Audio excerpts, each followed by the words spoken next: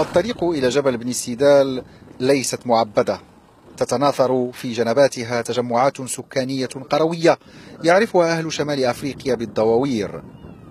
يعيش سكانها على رعي الأغنام وشيء من التجارة، وعلى مساعدات يرسلها أبناء المنطقة الذين هاجروا إلى أوروبا.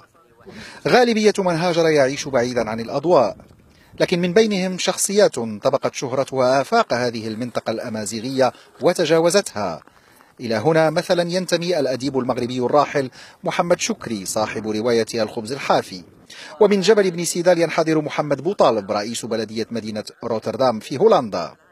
أما في دوار إبن القاسم هذا فرأت النور نجاة فالو بالقاسم الوزيرة الفرنسية، وزيرة رعت أغنام أسرتها في هذه المنطقة ثم التحقت بوالدها في فرنسا وهي ما تزال طفلة.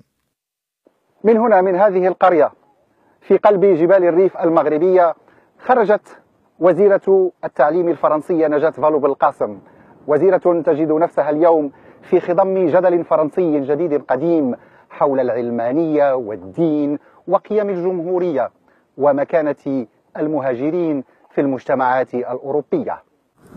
الحبيب بالقاسم واحد من أبناء عمومة الوزيرة، أدركناه وهو يزور بيت العائلة للاطمئنان على أحواله بعد أن أصبح شبه مهجور.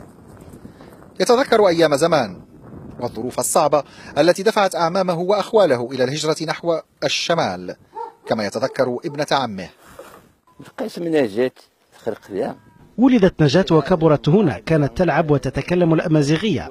أخذها والدها إلى فرنسا حيث درست، وكل عطلة صيف كان يأتي بها إلى القرية. لما كبرت لم تعد تأتي باستمرار. سمعنا أنها أصبحت وزيرة، نحن فخورون بها.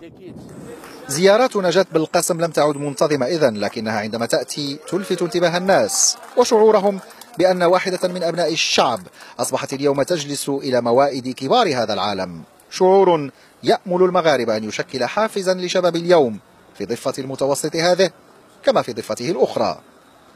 عبد المنعم العمراني، الجزيرة، بني شيكر، شمال شرقي المغرب.